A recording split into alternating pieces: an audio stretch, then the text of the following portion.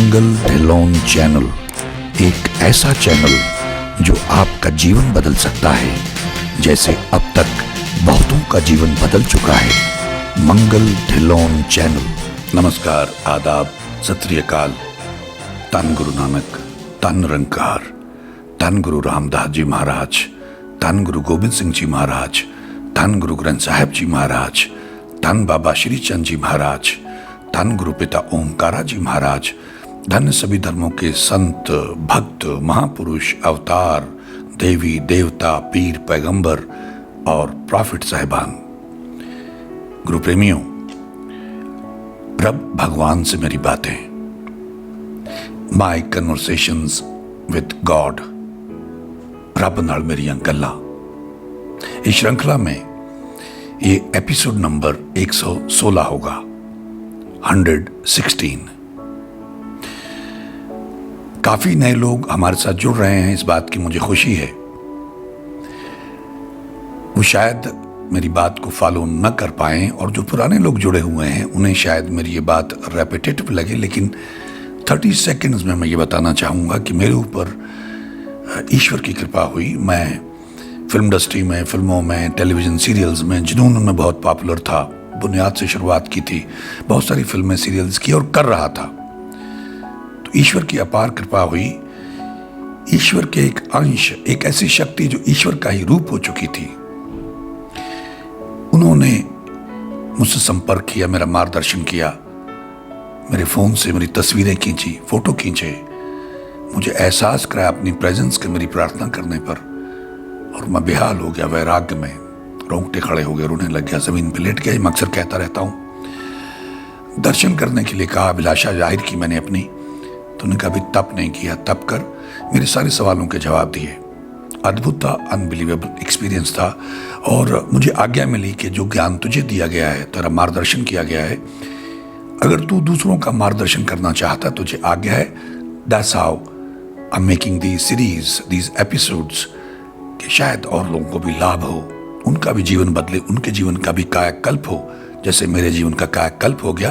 क्योंकि जब आपको सारे जवाब मिल जाते हैं, कोई सवाल ही नहीं रहता, और उस ईश्वर के बारे में जो संदेह होते हैं वो सारे खत्म हो जाते हैं। उसके निज़ाम के बारे में, उसके सिस्टम के बारे में, जो इनविजिबल सिस्टम है, जो शब्दों से परे है, उसको बयान नहीं किया जा सकता, तो फिर आप रुक जाते हैं। आपको संसार की नश्वरता के बारे में पता चल जाता है। खैर, तो ये 116वां एपिसोड है। उनका जो भी उत्तर मुझे आता था उसमें शुरुआत करते थे, हरिओम बेटा। तो ये जो एपिसोड आया, इसमें भी उन्होंने लिखा, ये मैं उस वक्त यूपी में था, निघासन में हमारा एक आश्रम है। मैं जहाँ मुझे उसके नाम का आश्रय मिला उसको आश्रम ही कहता हूँ। लोग घर कहते हैं, बंगला कहते हैं, कोठी कहते हैं, फार्म हाउस कहते हैं, लेकिन मैं आश्रम कहता हूँ। तो वहाँ पे ये उत्तर मुझे आया था, और आप यकीन मानिए बिल्कुल ऐसा लगता था जब ये उत्तर मुझे आते थे कि ईश्वर के कण, ईश्वर की शक्ति, जो ईश्वर का रूप है, हर जगह मेरे साथ हैं, सब कुछ देख रहे हैं, जहाँ भी जो घटता है। तो हमें ये गलतफहमी निकाल देनी चाहिए अपने दिलो दिमाग से कि ईश्वर को कुछ मालूम नहीं है, कुछ पता नहीं हम क्या कर रहे हैं। नहीं, 24/7 हमारे जन्म से लेकर हमारी मृत्यु तक, और उसके बाद भी सब उसकी नजर में है। वो सब देख रहे हैं, और सब कुछ रिकॉर्ड हो रहा है, अंदर भी और बाहर भी। ये मैं कई बार कह चुका हूं। तो ये मुझे उत्तर आया, हरिओम बेटा, कदाचित बहुत उदास रहते हो, संभवतः ऐसा क्यों? सुबह उठकर जप तप किया करो, समय से सब सही हो जाएगा। किंतु तुम दोनों आज्ञा का पालन नहीं करते हो। यदि ज्यादा समय व्यतीत नहीं कर सकते तो आधी घड़ी, आधी में से आध सुबह उठ के जप तप किया करो। अब ये देखिए, आधी घड़ी, आधी में से आध, कबीरदास जी का भी ये श्लोक है, उसी में से वो रेफरेंस दे रहे हैं। एक घड़ी आधी घड़ी नहीं, आधी घड़ी, आधी में से आध सुबह उठकर जप तप किया करो। कदाचित ये सही नहीं है, हो सके तो शुरुआत करो। अब देखिए, ये एक पैराग्राफ था, तो उनको ये मालूम था कि मैं कहीं ना कहीं उदास हूँ। उन दिनों बहुत सारी दिक्कतें चल रही थी, अभी भी हैं, लेकिन उनकी कृपा से जो जाग आई उसके बारे में परवाह नहीं है। ठीक है, चल रहा है जीवन, प्रॉब्लम्स ही चल रही हैं, दिक्कतें चल रही हैं। तो उन दिनों काफ़ी उलझनें थी, और उसकी वजह से, और फिर ये प्रभु जी के उत्तर की प्रतीक्षा करता रहा। जैसे आपको किसी से नॉर्मल लाइफ में समझाने के लिए कह रहा हूं कि आपको मोहब्बत हो जाए और वो मिल ना पाए, आप उसको देख ना पाए, तो कैसी अवस्था होती है। यहां तो अल्टीमेट कृपा थी, और फिर उत्तर नहीं आ रहा था, प्रतीक्षा रहती थी, मन में इन्हें याद करता रहता था, क्योंकि कुछ ऐसा दिखा के जलवा और उसके बाद वो गायब हो जाते थे, मतलब उत्तर नहीं आता था। तो वह परेशान हो जाता था, उदास रहता था, और जिन परिस्थितियों में घिरा हुआ था, ऐसे कुछ सवाल चलते रहते थे कि अगर ईश्वर का अंश यानी ईश्वर के दरबार से एक शक्ति मेरे संपर्क में है, मेरे सारे सवालों के जवाब दे चुकी है, तो फिर ये जो मेरे सामने परिस्थितियां हैं जिनमें मैं उलझा हुआ हूं, उनमें से मुझे क्यों नहीं निकाल रहे हैं, क्या कारण है। ऐसे कुछ सवाल कई बार आ जाते हैं जब आप में अपरिपक्वता होती है या आपको समझ ना हो। तो ये एक पैराग्राफ का मुझे उत्तर आया, और उन्होंने, हम लोग नहीं उठ पा रहे थे क्योंकि उलझने थी, रात को लेट सोना, कुछ लेटर्स तैयार कर रहे हैं, इस अफसर को देना है, उस अफसर को देना है, वकीलों से बात करनी है, मुकदमे चल रहे हैं, फॉल्स, झूठे मुकदमे, झूठी वसीयत, हक मारने के लिए हमारे ही भाई ने ये सब किया हुआ। और एक भाई, मतलब उसमें क्या कहें उनके बारे में, किस तरह से वो प्ले कर रहा था, तो समझ में नहीं आता था कि क्या करें और किससे कहें, घर का मामला है। खैर, तो उनको सब मालूम था, तभी उन्होंने कहा समय से सब सही हो जाएगा बेटा, शुरुआत करो, जितना भी कर सकते हो। और ये आप सबके लिए भी संदेश है कि जितना भी कर सकते हो, आधी घड़ी, आधी में से आध, 10-15 मिनट, 20 मिनट, आधा घंटा, सुबह 3 से 6 के बीच में कोई भी टाइम तय कर लो। बेस्ट टाइम 4 से 5 है सुबह। इसके बारे में वहां से संदेश आ रहे हैं, तो आप सोचिए कि ये कितना जरूरी है और कितना इंपॉर्टेंट है। नेक्स्ट पैराग्राफ में, संभवतः तुम दोनों विद्यालय गए सत्संग करने के लिए। अच्छा, ये भी कमाल की बात है कि जयपुर में एक यूनिवर्सिटी है, और मुझे किसी मोहतरमा ने करनाल में सुना था एक सत्संग में। अब उनके तो फंक्शन होते हैं, लेकिन मैं सत्संग करने जाता हूँ। ये बड़ी विचित्र बात है कि कोई भी ऐसी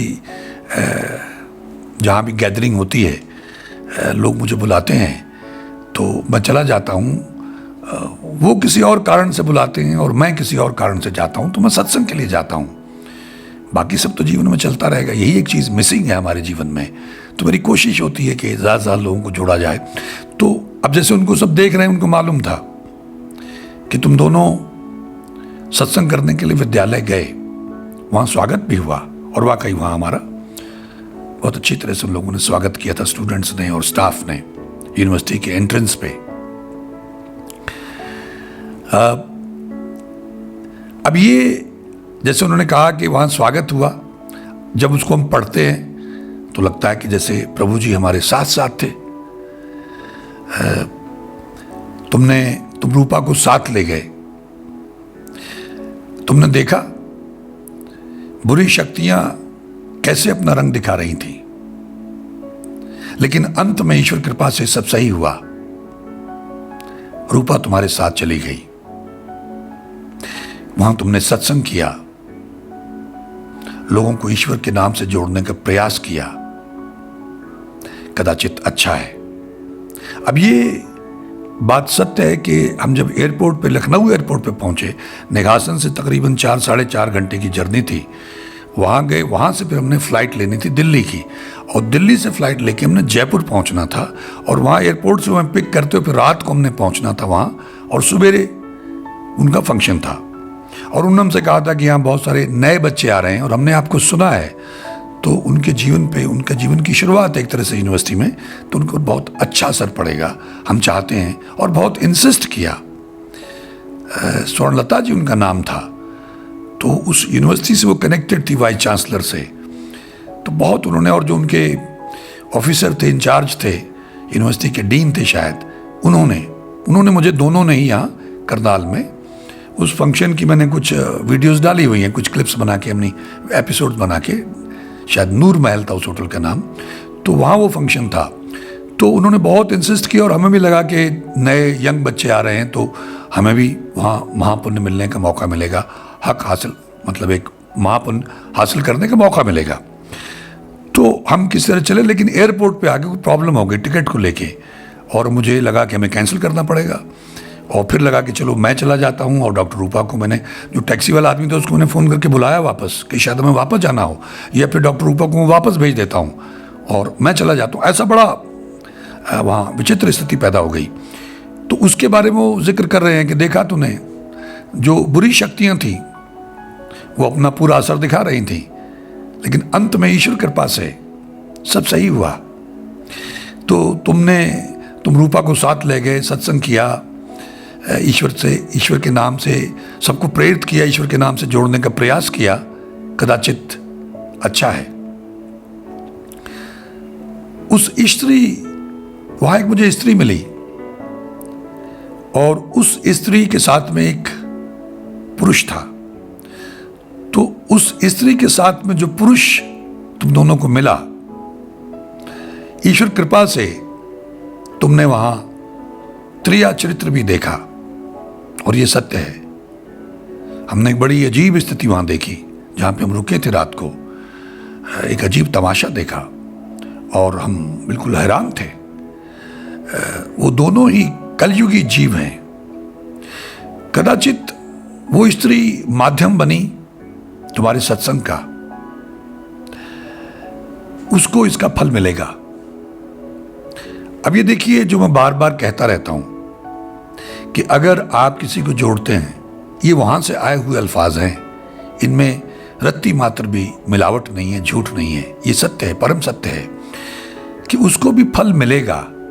बेशक वो कलयुगी जीव है, उनका त्रिया चरित्र तुमने देखा, तुम रूपा को अपने साथ ले गए थे, इसलिए तुम उसके मुंह से सत्य सुन सके। वाकई जो सत्य उसने बताया, उस स्त्री ने, वो बहुत ही आपका मुंह खुला रह जाएगा, आप अवाक रह जाएंगे, और हम दोनों अवाक थे। और पता नहीं उसको क्या हुआ, वो बोलने लग गई इस तरह से। रात का समय था। तो ये एक लंबा पैराग्राफ जो उन्होंने लिखा उसमें उस स्त्री के बारे में, लेकिन मेन बात कि उसको इसका फल मिलेगा। ये बहुत इंपॉर्टेंट है कि यदि उसने सत्संग करवाया, वो माध्यम बनी, तो उसको इसका फल निश्चित रूप से मिलेगा, अच्छा फल। जैसे मैं कहता रहता हूं कि जितना अच्छा बो सकते हो बो, समय आने पे आपको इसका फल मिलेगा, आप हैरान हो जाएंगे। जैसे मुझे मिला, आपके जीवन में अचानक कुछ अच्छा घटता है तो उसके पीछे आपका पहले कुछ बोया हुआ होता है, ये उसका फल होता है। तो उसी पैराग्राफ में आगे लिखा कि एक और पुरुष तुम्हें मिलने आया था, किंतु उसे उसके पूर्व जन्मों के कर्मों के कारणवश सब कुछ मिला। उसे ईश्वर के नाम से जोड़ने का प्रयास कर, और दया दान करने के साथ साथ गरीबों का भला करे, समझाकर मार्ग दिखा उसे, प्रयास कर, सफलता मिलेगी। कदाचित अकेला है, संभवतः सभी उसकी संपत्ति के पीछे हैं। स्त्रियों का भी शौकीन रहा है, यद्यपि ये उसके कर्मों के लिए ठीक नहीं है, संभवतः बूढ़ा हो चुका है। कदाचित तुम्हारी, उसकी और रूपा की कुंडली में कुछ समानताएं हैं जिसके कारण तुम लोग मिले। संभवतः तुम दोनों का विद्यालय जाना पहले से ही सुनिश्चित था। अब देखिए, ये सारी बातें जो उन्होंने कही, एक सज्जन मिलने आए थे और प्रतिष्ठित व्यक्ति हैं, बड़ा अच्छा स्टेटस है उनका। उनके बारे में जो कुछ भी कहा वो हमें बाद में पता चला वो सत्य है। अकेले हैं, स्त्रियों के शौकीन रहे हैं, और बहुत सारे विवाद। तो उनके बारे में ये मुझे कह रहे हैं एक तो उनकी सारी बातें, जो कुछ तो मिला हुआ था, बहुत हाई स्टेटस था उनका, अब्रॉड भी और हिंदुस्तान में भी, लेकिन अकेले थे। और जो स्त्रियों के शौकीन थे, उसकी वजह से उनके कर्म खराब कर लिए उन्होंने। और तमाम लोग, उनके रिश्तेदार या जो भी उनके इर्द गिर्द थे, वो सब उनके पैसे के पीछे थे। अब ये हम सब के लिए सीखने वाली बात है, क्योंकि डायरेक्टली वहां से आया। ठीक है, लोगों के पास अलग अलग शक्तियां हैं, लेकिन मेरे साथ मैं समझता हूं ये बहुत ही अद्भुत बात थी। अब ये कि हम लोगों का वहां जाना पहले से सुनिश्चित था। कहाँ जयपुर में वो जगह यूनिवर्सिटी, और कहाँ मैं निघासन में, एक रिमोट एरिया नेपाल बॉर्डर के आसपास, कैसे विधि बनी और मैं वहां पहुंचा। तो हमारा जाना वहां सुनिश्चित था। उससे आगे उन्होंने लिखा, यदि हो सके तो किसी योजना के तहत वहां चित्र दिखा। चित्र हम लोग सोच रहे थे कि वहां कोई फिल्म वगैरह दिखाई जाए, खालसा दिखा सकते हैं हिंदी में सिख हिस्ट्री के बारे में, या एक मेरा वन मैन शो है सावधान थिएटर वाला, पागल है, उसकी भी योजना थी। तो अब मुझे इशारा मिल रहा है, किसी योजना के तहत वहां चित्र दिखा, उसके साथ समय व्यतीत कर, उसे समझाकर मार्ग दिखा। अब ये देखिए, उसके भाग्य में कुछ ऐसा होगा कि एक इतनी बड़ी शक्ति उस आदमी के बारे में इतना जिक्र कर रही है कि उसे समझा के उसे मार्ग दिखा। कदाचित तुमसे बहुत प्रभावित था। अच्छा, ये बात भी सत्य है। He was really impressed by me। जो मैंने स्टेज पे बोला, जो उन्होंने सुना, लोग ऑफिस में बैठे रहे, उसके बाद रात में जो हमारी बातचीत हुई, तो काफी मुझसे प्रभावित थे। ये उनको सब मालूम है, क्योंकि ये तो मन की बात जानते हैं। स्त्री को बहन मां बोलना। अब ये देखिए, जैसा मैंने पहले उन्होंने वचन दिलवाया हरिमंदिर साहिब में गुरु रामदास जी के दरबार में कि आज के बाद तुम्हारी पत्नी के अलावा हर स्त्री तुम्हारी बहन, बेटी या मां होगी।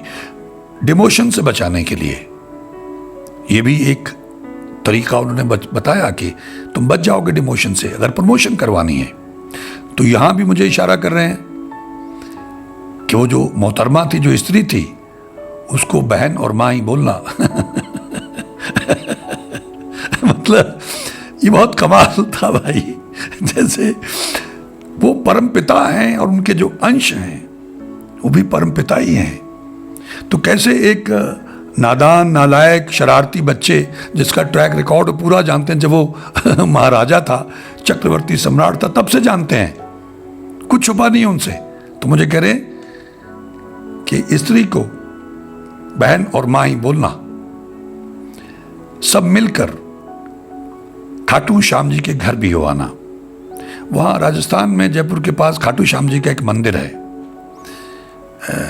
बड़ी महत्ता है उस मंदिर की, बड़ी मान्यता है उस मंदिर की। और मेरी इच्छा भी थी, क्योंकि भगवान कृष्ण ने बार्बरिक जी को अपना रूप दिया, और वो युद्ध जो कौरवों से जीते, उसमें ये एक एस्पेक्ट था कि अगर ये लड़ते तो वो युद्ध कभी खत्म नहीं होता। तो भगवान कृष्ण को उनके बाद जाना पड़ा, और फिर उन्हें अपना रूप दिया, उनको ऐसी जगह पे बैठाया कि वो युद्ध देख सके। और बाद में उन्होंने कहा कि मुझे तो न कौरव दिखाई दे, न पांडव दिखाई दे, मुझे तो आप ही आप दिखाई दे रहे थे। तो कण कण में सब में वही विराजमान है। अगर आपकी वो स्टेट ऑफ माइंड बन जाए, आपका वो लेवल बन जाए। तो हमारी इच्छा थी कि जाना है, तो कह रहे हैं कि सब मिल के खाटू श्याम जी के घर भी हो आना। आखिरी पैराग्राफ में इसके बाद, तुमने गुरुजी ईश्वर के घर को भो में दान की, अच्छा है। हमने कुछ भो, मेरी इच्छा थी, हम तो दान करने वाले कौन है, ईश्वर ने आप दया करके, कृपा करके, मुझे लगा कि वो शहर बढ़ता जा रहा है और गुरुद्वारे के लिए जगह कम पड़ जाएगी, तो कुछ भो में वहाँ और होनी चाहिए, क्योंकि बाद में अगर लोगों ने ज़मीन खरीद ली, प्लॉट खरीद लिए, तो फिर मुश्किल हो जाएगा। तो तो उसके रेफरेंस में कह रहे थे कि उनको सब मालूम है। अच्छा है, ईश्वर कभी भी किसी का हक नहीं रखते, समय आने पर उससे कहीं ज्यादा वापस कर देते हैं। संभवतः चित्रकार शुरू कर, वो जो मैं फिल्म का काम करना चाहता तो वहां यूपी में कर नहीं पा रहा था, कई तरह की दिक्कतें चल रही थी, तो उसके बारे में कह रहे हैं, मेरा आशीर्वाद साथ है, ईश्वर साथ है, हरिओम बेटा, ईश्वर तुम्हारा भला करे। ये लगभग 2.5-3 पेज का एक मुझे उत्तर आया। विशेषता यहां यह है, और जो मैं बार बार कहता हूं मकसद यही है, पुण्यदान, गरीबों पे दया, उनका भला, ये जो बातें यहां हुई, खाटू श्याम जी के घरों आना, स्त्री को बहन माही बोलना, उसको समझा, प्रयास कर, सफलता मिलेगी, अकेला है, सब उसकी संपत्ति के पीछे है, तुमसे बहुत प्रभावित था। किसी को ईश्वर के नाम से जोड़ने के लिए, उसका भला करने के लिए एक अदृश्य शक्ति जो ईश्वर का कण है, ईश्वर का रूप है, मुझे गाइड कर रही है। तो आप सब भी इससे लाभ उठाएं, दया करें, दान करें, सुबह उठ के जब तब जिन्होंने कहा करो, आधी घड़ी आधी में से आध करो, जितना कर सकते हो, लगाओ अलार्म, जल्दी सोने की कोशिश करो, दिन में सो लेना, लेकिन वो 4 से 5 के बीच में तो 1 घंटा आधा घंटा बैठने का प्रयास करो। नींद आएगी कोई बात नहीं, नकारात्मकता है, मलिनता है, पाप कर्म है, मैल है, धीरे धीरे धुलेगी। ये संघर्ष है, सबसे बड़ा संघर्ष, सबसे बड़ी प्राप्ति, सबसे बड़ा युद्ध, सबसे बड़ी जीत। तो हम कितने कष्ट झेल लेते हैं। अब ये तमाम चीजें जो उन्होंने कही, ये मेरे लिए निर्देश थे, मेरा अहोभाग्य, मेरे पिछले कर्मों में जो मैंने बोया था वो अंकुरित हुआ और ये महान कृपा हुई। लेकिन जितने लोग हमारे चैनल से जुड़े हुए हैं, ये कृपा उन पे भी हो सकती है, एक तरह से ये कृपा उन सब पे भी हो रही है, क्योंकि मुझे माध्यम बना के वही जानकारी, वही गाइडेंस आपको आपके घर में मिल रही है, आपके मोबाइल फोन में मिल रही है, इस चैनल के माध्यम से। तो ये आप सबका भी अहोभाग्य है। अगर माने तो, मैं तो मानता हूं। मैंने पहले भी कई बार कहा है कि मैं फिल्में करता रहता और फिल्में सीरियल कर लेता, पैसा कमा लेता, नाम शोहरत कमा लेता, अंधेरे में आया था, अंधेरे में रहता और अंधेरे में चला जाता, असली तो रास्ता ही नहीं मिला। ये असली रास्ता है। तो आप भी पुण्यदान शुरू कर सकते हैं, सुबह उठ के जब तब कर सकते हैं, नेक बन सकते हैं, दया कर सकते हैं, गरीबों की मदद कर सकते हैं, उनका भला कर सकते हैं। कितने तरीके हैं हमारे पास। और ऐसे करते, और जैसा कि स्त्री को यानी अपनी पत्नी के अलावा बहन, माँ, बेटी, इस दृष्टि से देखना है, मानना है। मतलब यदि आप ऐसा कर लेते हैं, नेक बन जाते हैं, ईमानदारी से अपना काम करते हैं, तो आपके जीवन का कायाकल्प हो जाएगा। इसमें कुछ संदेह होना ही नहीं चाहिए, क्योंकि वैसे तो जो कुछ हमारे धर्म ग्रंथों में, गुरु ग्रंथ साहिब में, गीता में, रामायण में, जो कुछ हमारे पास उपलब्ध है, कुरान शरीफ में, बाइबल में, लेकिन हम लोग कहीं ना कहीं संदेह करते हैं। यहां तो संदेह की गुंजाइश ही नहीं है। जो कुछ भी वहां ऑलरेडी कहा हुआ है, वही वहां से डायरेक्टली आया, मेरे जैसे निर्गुण के माध्यम से, और आ रहा है। हमारे 2-3 एपिसोड्स और होंगे इसके, बस उसके बाद कुछ और सिलसिला शुरू करेंगे। लेकिन यहां मकसद यही था कि भाई मैं कुछ भी कहूं, कहीं से पढ़ के कहूं, कहीं से सुन के कहूं, जो भी जानकारी देने का प्रयास करूं, लेकिन ये तो मेरे जीवन में घटा है, मेरे साथ घटा है, मेरा अपना अनुभव है। तो इससे लाभ उठाएं, किसी दुविधा में मत पड़ें। जो कुछ मैंने पीछे बताया इसी सीरीज में और जो इस एपिसोड में मुझे निर्देश आए, और जब भी कभी किसी भी कारण वो सुबह उठना बंद हो गया, तो उन्होंने कहा ये सही नहीं है, तुम लोग आज्ञा का पालन नहीं करते हो। जैसे नालायक बिगड़े हुए बच्चे होते हैं। और आप हैरान होंगे कि जो कुछ भी वो कहते हैं उनमें कहीं क्रोध नहीं है, एक तटस्थ भाव है, बड़े प्यार से, प्रेम से। कदाचित ये सही नहीं है, कदाचित ये उसके कर्मों के लिए ठीक नहीं है। इशारा मात्र, तटस्थ भाव से बात करते हैं। ना उसमें क्रोध है, ना उसमें डांट है, ना उसमें गुस्सा है, ना उसमें नफरत है। नहीं, समदृष्टा भाव। तो ये सूत्र हैं, ये जुगत है हम सबके लिए। अगर हम भवसागर पार उतरना चाहते हैं, अगर हम सतयुग में दाखिल होने की तैयारी करना चाहते हैं, अगर हम उस ईश्वर को पाना चाहते हैं, उस ईश्वर का रूप होना चाहते हैं, अगर हम अपनी सारी मैल धोना चाहते हैं, अपने पाप कर्मों से छुटकारा चाहते हैं, अगर हम ईश्वर का रूप होना चाहते हैं, यही तरीका है।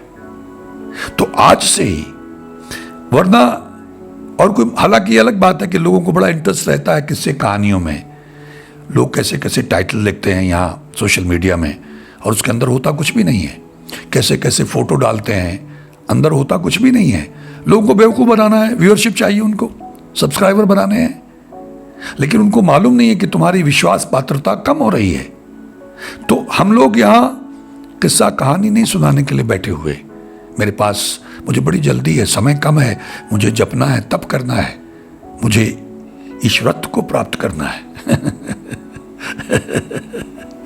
मुझे जीते जी मुक्त होना है, मुझे ईश्वर का रूप होना है, मुझे भवसागर पार होना है, मुझे मोक्ष चाहिए, मैं ईश्वर के दर्शन करना चाहता हूं। उसके लिए मुझे जब तप करना होगा, मुझे सब बता गए हैं प्रभु जी, लेकिन मैं लगा हुआ हूं। जैसा उन्होंने उस सज्जन के लिए बताया, जैसा मुझे बताया, जैसा उससे पहले मुझे ईश्वर ने बताया कि और प्रयास कर लूं।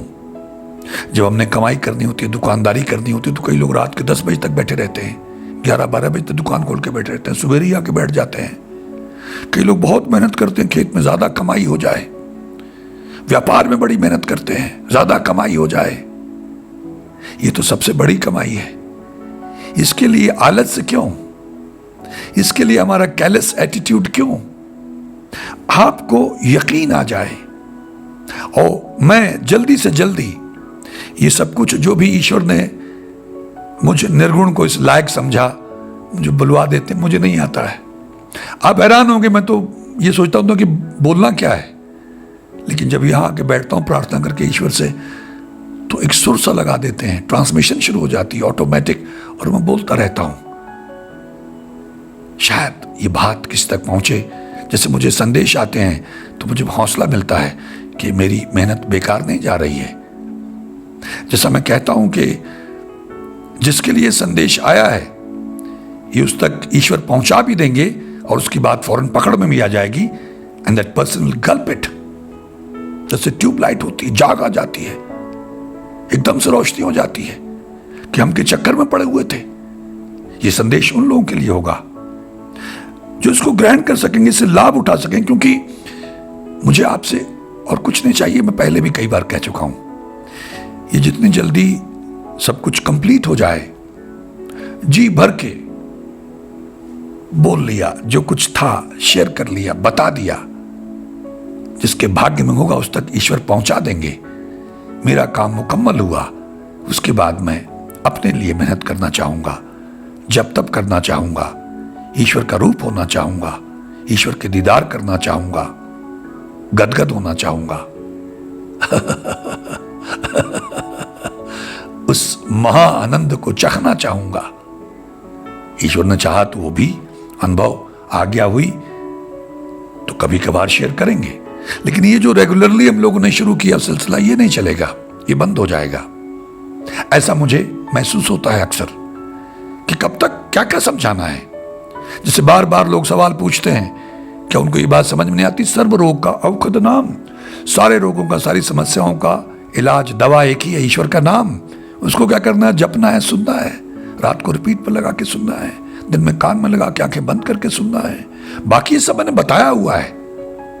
तो यही मकसद था कि मैं आपको जो भी मुझे लिखित रूप में आया ईश्वर के दरबार से, ईश्वर के आदेश पर, ईश्वर के ही अंश के माध्यम से मैं आप लोगों से शेयर करूं। मैंने पहले भी कहा, मुझे बड़ा मुश्किल तो मुझे याद करना पड़ता है। जैसे हम डायलॉग याद करते हैं, स्क्रिप्ट याद करते हैं, तो जो उनका लिखा हुआ है ये वहां से आ रहा है, ट्रांसमिशन है तो मैं बोलता हूं, लेकिन जो उन्होंने लिख के भेजा मुझे मेरा मार्गदर्शन करने के लिए, मुझे याद करके बोलना पड़ता, मुझे बड़ी दिक्कत आती है। मैं नहीं चाहता हूं कि मैं उसमें अपनी कोई मिलावट करूं, अपनी कोई शब्दावली डालूं। कोशिश होती है कि जैसा आया वैसा ही मैं शेयर करूं, आपको यकीन आए, आप नेक बने, दयालु बने, भक्त बने, श्रद्धालु बने, ईश्वर का नाम जपना शुरू करें, दया करनी शुरू करें, पुण्यदान करना शुरू करें। गौशाला में गऊओं का क्या हाल है, वहां जाके महापुण्य कमा लें, उनकी सेवा करें, गरीब की सेवा करें। गऊ और गरीब के लिए तो हमारे यहाँ सिखिज्म में भी गुरु साहब ने कहा है। तो जो असहाय हैं, ठीक, हमको तरह तरह की शिकायतें कि इनको आजकल लेबर नहीं मिलती, ये नहीं मिलता, इनको मुफ्त मिलने के सब कुछ बिगड़ गए, ठीक है, वो अलग मामला है। लेकिन बहुत सारे लोग आपको मिल जाएंगे जो असहाय हैं, निरीह हैं, लाचार हैं, वाकई जिनको मदद की जरूरत है। कुछ ऐसे बुजुर्ग जिनके बच्चे उनको नहीं पूछते हैं। वृद्धाश्रमों में चले जाया करो, कितने वृद्धाश्रम बन गए हिंदुस्तान में, कभी सोचा नहीं था। तो आपके आसपास देखिए कहीं कोई वृद्धाश्रम हो, वहां चले जाइए, उनके साथ समय बिताइए, उनकी सेवा करिए, उनके लिए कुछ थोड़ा बहुत ले जाइए, पता नहीं क्या दुआ दे दे। तो ईश्वर देख रहे हैं, सब रिकॉर्ड हो रहा है। ये तमाम आपके पास स्रोत हैं, आपके पास मौके हैं, अपॉर्चुनिटीज हैं। आप गौशाला को, वृद्धाश्रम को, अनाथ आश्रम को, जहां गरीबों की झोपड़ियां हैं, जहां लाचार लोग बैठे हुए हैं, इसको अपॉर्चुनिटी समझें, मौका देखें। गोल्डन अपॉर्चुनिटी है आपके लिए। एक बार मैंने सुना था कोई एक देश है जहां पे भिखमंगे ही नहीं है, तो अगर पुण्यदान करना हो तो वहां बड़ी मुसीबत होती है। सब लोग संपन्न हैं, किसको दान करें, किसको जाके कुछ दे के आए। जब आप ईश्वर का धन्यवाद करना चाहते हैं, कृत्य से, शब्दों से नहीं, तो जो कुछ भी मैं कहता रहा हूं पिछले एपिसोड, मेरी प्रार्थना है देखें, क्योंकि मुझे खुद याद नहीं रहता कहाँ ईश्वर ने क्या बुलवाया। कई बार मेरा पुराना कोई एपिसोड मेरे सामने आ जाता है तो मैं एक बच्चे की तरह ठिठकता हुआ उसको देखता रहता हूँ, जैसे आप बिल्कुल ठगे हुए से उसे देखते रहते हैं, और मैं बार बार ईश्वर का धन्यवाद करने लगता हूँ कि वाह बापू वाह, क्या बुलवाते हैं आप क्या क्या बोलते हैं आप, मुझे तो ये कुछ मालूम ही नहीं है, मुझे तो कुछ याद नहीं है, ये आपने बुलवाया मुझसे, मेरे मुंह से। तो इस तरह से मैंने बहुत कुछ, जो भी रिकॉर्डिंग हुई है ईश्वर ने करवाई है, वो यहाँ उपलब्ध है चैनल पे। देखें, वीडियोस देखें आप पीछे जा जाके, और डायरी लगाएं। एक मैं बार बार कहता रहता हूँ, नोट करें पॉइंट्स और उनका अनुसरण करने का प्रयास करें। जीवन अनुसरण से बदलेगा। आप जितने मर्जी कथावाचकों को सुनते रहें, बाबाओं को सुनते रहें, चैनल देखते रहें, लेकिन अगर अनुसरण नहीं करेंगे तो सिर्फ विंडो शॉपिंग है ये, जितनी मर्जी कर लो। तो विंडो शॉपिंग बंद करके अनुसरण करना शुरू करें। जो बार बार मैंने कहा 10 डिवाइन कैप्सूल्स, उस शब्दों को सुनना करें, mangaldelong.in से डाउनलोड कर लें। समय नहीं मिलेगा, कभी भी निकालना पड़ेगा। मन टिकने नहीं देगा आपको, विचार आते रहेंगे, तो आपको डिसीजन लेना होगा। जैसा मैं बार बार कहता हूं कि भयानक समय तो निकट आ गया, वो तो बहुत निकट है, दस्तक दे रहा है। तो जब वो समय शुरू हो गया, वो परिस्थितियां विकट हो गई, तब कैसे जपोगे? तब तो जप ही नहीं पाओगे, क्योंकि इतना हाहाकार होगा, इतना भय होगा। अब मौका है, अभी जपना शुरू करो, प्रैक्टिस कर लो, आदत डाल लो, तो फिर संकट में भी उसी का नाम मुंह से निकलेगा, उसी को आवाज लगेगी और वो हाजिर हो जाएगा। जिस भी शक्ति को आप पुकारते वो सुनती है। मैंने बार बार ये कहा है, अपने इर्द गिर्द पहरा लगाया करें और किसी शक्ति का अपमान मत करें कभी भी। एक बहुत अकथ्य, बयान से परे है, एक बड़ा संसार है हमारे इर्द गिर्द, जिसको बयान नहीं किया जा सकता है। तो इस एपिसोड का और जितने भी एपिसोड बनाए, उनका मकसद यही था कि ज्यादा से ज्यादा लोगों को यकीन आए, विश्वास आए, नेक बने, दयालु बने, ईश्वर का नाम जपें, भक्ति करें, पुण्यदान करें, ईमानदारी से अपना काम करें, ईश्वर का नाम सुने। ये मैं इसलिए कहता हूं कि अगर आप सुनने लग, ये शुरुआत है, गुरु नानक देव जी महाराज का गाडीरा हाईवे टू साल्वेशन है। आप जिस भी धर्म में, बार बार कहता रहा हूं, अब भी कहता हूं आखिर में, कि अपने धर्म के मुताबिक कुछ ले लो, सुन लो। हमारे पास शब्द हैं, स्पेशली हमने रिकॉर्ड करवाए, टेस्टेड हैं, ट्राइड एंड टेस्टेड हैं, उनको सुनना शुरू कर दो। हमको तो फायदे से मतलब है ना। ईश्वर तो एक है, अल्लाह वाहिगुरु, उनको अलग अलग नाम है, पहुंचना तो वही है, मंजिल एक ही है। मोक्ष चाहिए हमको, जीते जी मुक्त होना है, ईश्वर का रूप होना है, वो एक ही है। उर्दू में उसको अल्लाह कहते हैं, हिंदी में ईश्वर कहते हैं, पंजाबी वाहिगुरु कहते हैं, अंग्रेजी में गॉड कहते हैं, और अलग अलग भाषाओं में उसके अलग नाम है। तो ये टेक्निक इस्तेमाल करें। मैंने बहुत पहले भी कहा, अब भी कहता हूं बार बार, अल्लाहू अकबर कहें, वाहिगुरु कहें, हरिओम तत्सत कहें, गॉड इज ग्रेट कहें, लेकिन आंखें बंद करके कहें और अपनी आवाज को सुने। जरा 3 महीने ये करके देखें। अगर आप 15-20 मिनट, आधा घंटा से शुरू करते हैं तो एक स्टेज ये आएगी कि आप बंद नहीं कर पाएंगे। इतना आनंद आएगा, इतना वैराग्य बन जाएगा, आप रोने लग जाएंगे, आप खुद रुक नहीं पाएंगे, ऑटो मोड पे चले जाएंगे आप। बस ये फिर शुरुआत हो गई, कनेक्शन होने लग गया। उसके बाद सूरज से जपने लग जाइएगा, फिर सिलसिला आगे चलेगा। फिर समाधि में जाएंगे, सुनो समाधि में जाएंगे, फिर तो बैठे बैठे कहीं भी वो आया करेंगे, कुछ भी देख लेंगे, सब सृष्टि दिखाई देगी। उन अवस्थाओं को बयान नहीं किया जा सकता है, अनुभव किया जा सकता है। तो मैं उम्मीद करता हूं कि मित्रों को कुछ बात पकड़ में आई होगी, थोड़ा बहुत विश्वास जागा होगा, और कहीं ना कहीं मन में ये उमंग आई होगी कि यार कोशिश करते हैं, कोशिश करेंगे। होता ना, कभी चिट्ठी लिखते थे, ईमेल करते हैं, मैसेज करते हैं, फिर कभी मैसेज आ जाता है, जवाब आ जाता है, फिर फोन करते हैं, फिर बातचीत होने लगती है, फिर कभी मुलाकात की भी बात होती है, और फिर एक दिन मुलाकात भी हो जाती है। तो लाखों करोड़ों कदमों की जर्नी हो, लेकिन शुरुआत उसकी एक कदम से होती है। तो आज से शुरुआत करें। चलिए, ज्यादा नहीं तो 5 मिनट बैठे, जो भी नाम आपको उसका अच्छा लगता है। अगर आपको मालूम ही नहीं तो वाहिगुरु कहिएगा। कुछ लोग ऐसे भी हैं जिनको शायद मालूम ही ना हो कि क्या कहना है। वाह गुरु, वाह गुरु। गुरु मीन्स गॉड, अल्लाह, वाहिगुरु, ईश्वर, हरि। उससे बड़ा कोई गुरु नहीं है। उसी की वाह है सारा ज्ञान इस सृष्टि में, इस धरती में उसी के पास है, वही गुरु है, और उसी की वाह, और डायरेक्ट है, उससे बात हो रही है, शिकायतें खत्म हो गई। इससे बहुत जल्दी लाभ होता है। हरिओम तत्सत कह लें, अल्लाहू अकबर कहें, अपनी आंखें बंद करके अपनी आवाज को सुने। जरा करके देखिए, आधा घंटा, 15 मिनट शुरुआत कर लीजिए 5-10 मिनट से। उसके बाद आगे चलते जाइए, धीरे धीरे टाइम बढ़ाते जाइए। जैसे शराबियों की कैपेसिटी बढ़ती जाती है, पहले 2 ड्रिंक लेते हैं, फिर 3 हो जाते हैं पैग उनके, 4-5, फिर अद्धे पे चले जाते हैं, बोतल पे चले जाते हैं, 2-2 बोतलें पी जाते हैं, कैपेसिटी बढ़ती जाती है। ऐसे ही नाम जपने की कैपेसिटी बढ़ाओ। 5 से 7 minute, 10 minute, 12 minute, 15 minute, 20 minute, आधा घंटा। जब आधे पौने घंटे पे आप पहुंच गए तो धीरे धीरे आनंद बनने लग जाएगा, फिर आप खुद ही नहीं छोड़ेंगे। ये तो शुरुआत में मुश्किल होती है। जैसे स्कूल से बच्चे भागते हैं, पहले जब उनको अकल आ जाती है, उनको पता चल जाता है, फिर वो कंपटीशन में आ जाते हैं कि मुझे फर्स्ट आना है। फिर वो किताबें नहीं छोड़ते हैं, फिर वो ट्यूशन रखवाते हैं, रात को लगे रहते हैं, नॉलेज इकट्ठी करने लगते हैं। बस हमको उतनी देर ही धक्का लगाने की जरूरत है जब तक इसको रस नहीं आया है, जब तक इसको राहत नहीं मिली है। जैसे राहत मिलेगी, विश्वास आने लग जाएगा, ये छोड़ेगा नहीं। बस उतनी सी मेहनत कर लो। मेरी आप सबसे करबद्ध प्रार्थना है। मैं उम्मीद करता हूं कुछ मित्रों की बात पकड़ में आई होगी और वो इसका अनुसरण करने का प्रयास करेंगे। यदि वो ऐसा करते हैं तो मैं उनका आभारी रहूंगा। आप सबका बहुत बहुत धन्यवाद। ईश्वर हम सबका भला करे। नमस्कार, जय हिंद, जय भारत।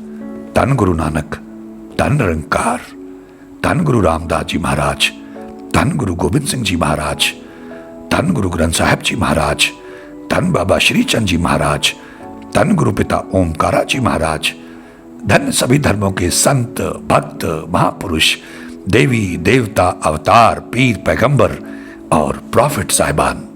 मंगल ढिल्लोन चैनल एक ऐसा चैनल जो आपका जीवन बदल सकता है, जैसे अब तक बहुतों का जीवन बदल चुका है। मंगल ढिल्लोन चैनल।